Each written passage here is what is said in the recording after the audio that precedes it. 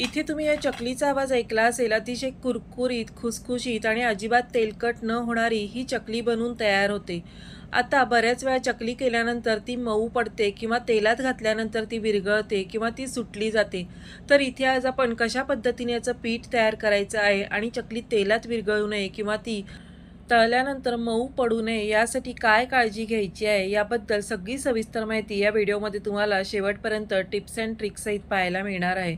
तर अगदी अशी चकली तयार करण्यासाठी कोणती स्टेप मिस न करता रेसिपी शेवटपर्यंत पहा.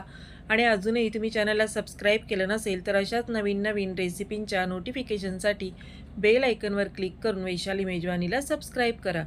रेसिपीला सुरुवात करण्याआधी वैशाली मेजवानीमध्ये सगळ्यांचं खूप खूप मनापासून स्वागत.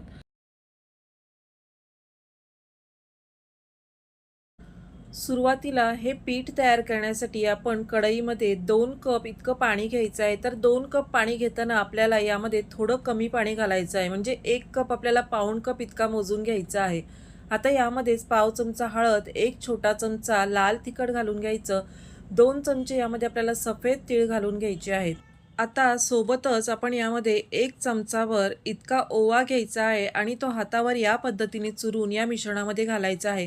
आता ओवा घातल्यामुळे खमंग अशी चकली तयार होते, सोबतच ती पोटाला अजिबात बाधत नाही. आता चवीप्रमाणे आपण त्याच चमच्यानी 1 चमचा इतकं मीठ घालून घेतलेलं आहे. आता इथे आपण तेल किंवा तूप न वापरता बटर वापरणार आहोत. तर इथे अमूल बटर जे आहे तेच आपण इथे वापरलेलं आहे. तर इथे आपल्याला 1 चमचा असं एका कपासाठी बटर वापरायचं आहे. आता इथे 1 चमचा आपल्याला सपाट भरून हे बटर घ्यायचं आहे आणि ते यावर घालून घ्यायचं आहे. अगदी खूप भरून आपल्याला चमचा घ्यायचा नाही.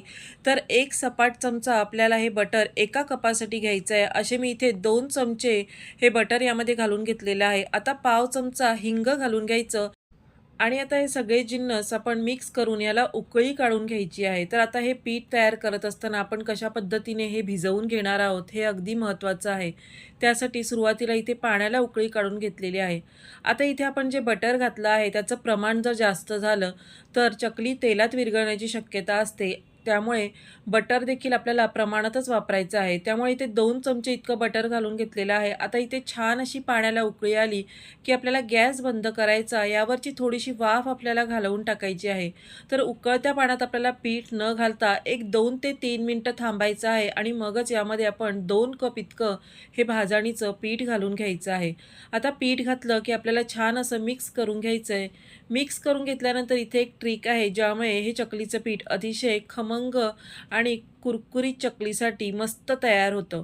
तर आता इथे आपण बघू शकतो की हे छान असं सगळं मिक्स झालेलं आहे. आपण ज्या पद्धतीने भाकरीला उकड काढतो त्या पद्धतीने आपल्याला ही उकड काढून न घेता या पद्धतीने काढायची आहे. इथे तुम्ही बघू शकता पूर्ण पीठ हे पाण्यामध्ये भिजलेलं नसून ते थोडंफार कोरडं दिसत आहे.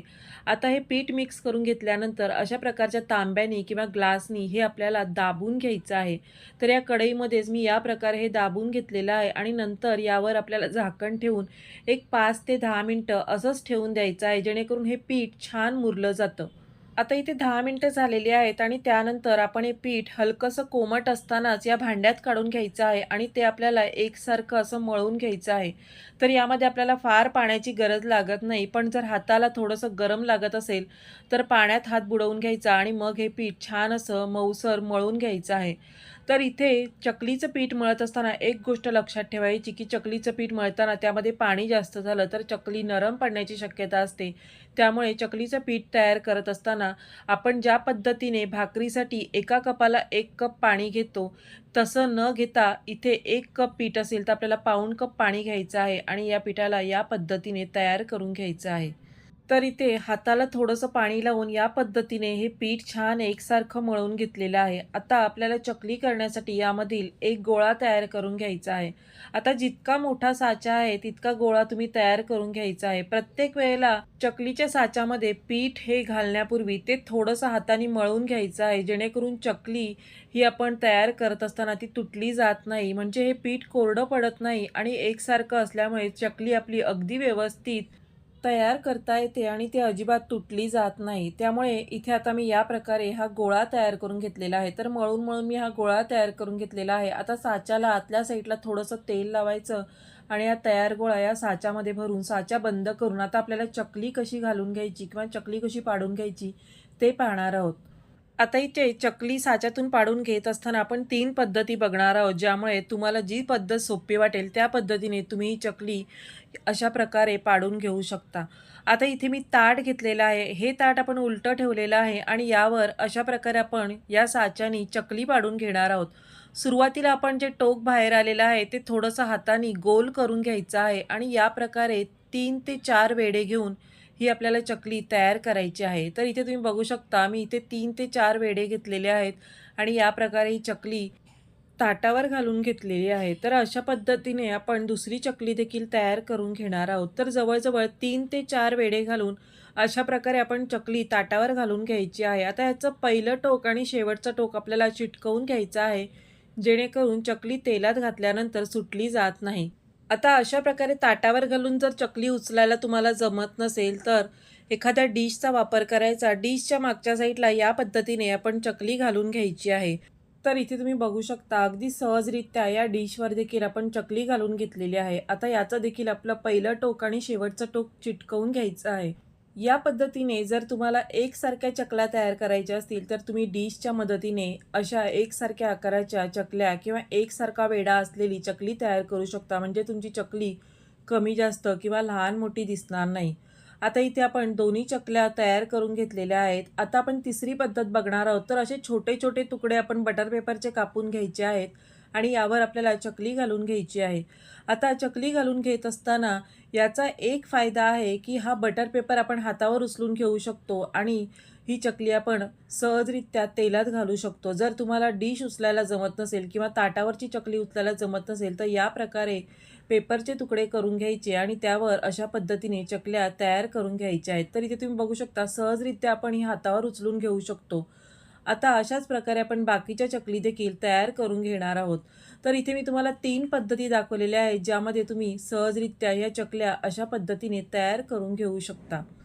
आता आपल्या चकल्या या पद्धतीने तयार करून घेतलेल्या आहेत. तर एका वेळी 10 ते 15 चकल्या तुम्ही करून ठेवू शकता. म्हणजे त्यानंतर कोरड्या पडत नाहीत आणि त्या तळून घेतल्यानंतर दुसरी चकली तयार करून घ्यायची आहे.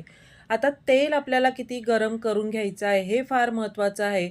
तर तेल आपल्याला मध्यम आचेवर गरम करत ठेवायचं आहे. एक 10 ते 15 मिनिटं आपण मध्यम आचेवर तेल गरम करत ठेवलं, की यामध्ये एक चकलीचा तुकडा टाकून बघायचा. तो टाकल्यानंतर लगेचच वर आला आणि त्याचा रंग बदलला नाही, म्हणजे आपलं तेल अगदी बरोबर हे गरम झालेलं आहे. आता यामध्येच आपण चकली घालून घेत असताना एका वेळी फार चकली घालायच्या नाहीत. तर जवळ-जवळ 2 ते 4 चकली तुम्ही एका वेळी तळून घ्यायच्या आहेत, जेणेकरून तेलाचं टेम्परेचर मेंटेन राहतं आणि चकली तेलात विरघळली जात नाही. सोबतच ती तेलकट देखील होत नाही.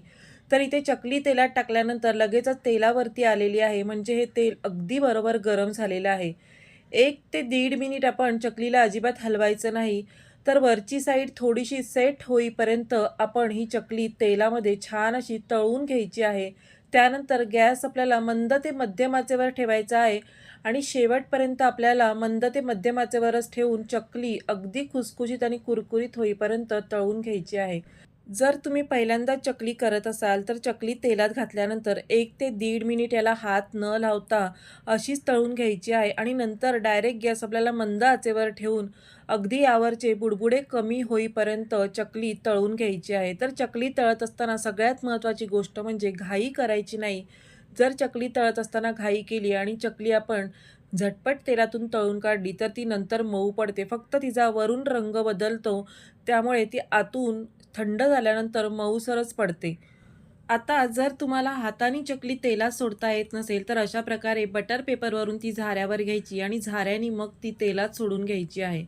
तर इथे तुम्ही बघू शकता या पद्धतीने आपण ही झाऱ्यावर घेऊन तेलात सोडू शकतो. म्हणजे तेल हातावर वगैरे उडण्याची भीती नाही आणि तुम्ही चकली आरामात या तेलामध्ये सोडू शकता. तर इथे 2 पद्धती दाखवलेल्या आहेत. जी पद्धत तुम्हाला सोपी वाटते त्या पद्धतीने तुम्ही चकली तेलात सोडून घेऊ शकता. आता इथे 1 मिनिटभर गॅस मध्यम ते मोठ्या आचेवर होता आणि नंतर आपण मंद आचेवर यावरचे बुडबुडे कमी होईपर्यंत ही चकली तळून घेतलेली आहे. जर यावर बुडबुडे येत असेल, म्हणजे चकली आतून आपली कच्ची आहे, ती आतपर्यंत अगदी व्यवस्थित तळली गेली नाही. आता यावरचे बुडबुडे पूर्णपणे कमी झाले, की मगच आपण ही तेलातून काढून घेणार आहोत.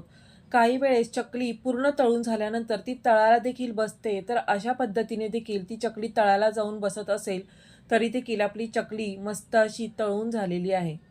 तर आता मी इथे एका वेळेस 4 चकली घालून घेतलेल्या आहेत। आता 4 चकली घालून घेतल्यानंतर परत आपल्याला 1 ते 1.5 मिनिटं याला अजिबात हलवायचं नाही।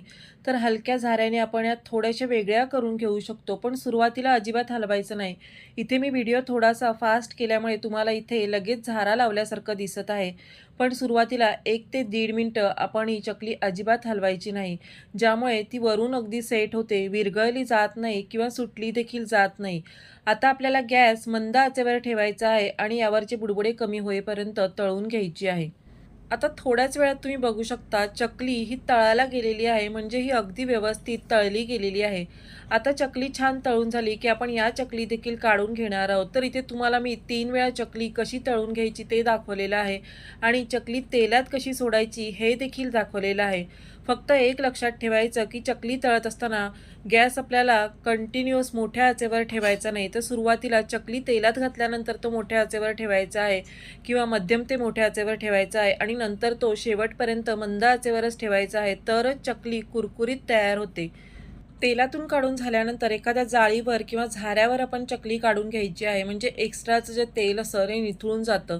अशा पद्धतीने आज आपण एका वेगळ्या पद्धतीने चकलीचं पीठ तयार करून त्यापासून ही कुरकुरीत खमंग अशी संपेपर्यंत कुरकुरीत राहणारी चकली तयार केलेली आहे।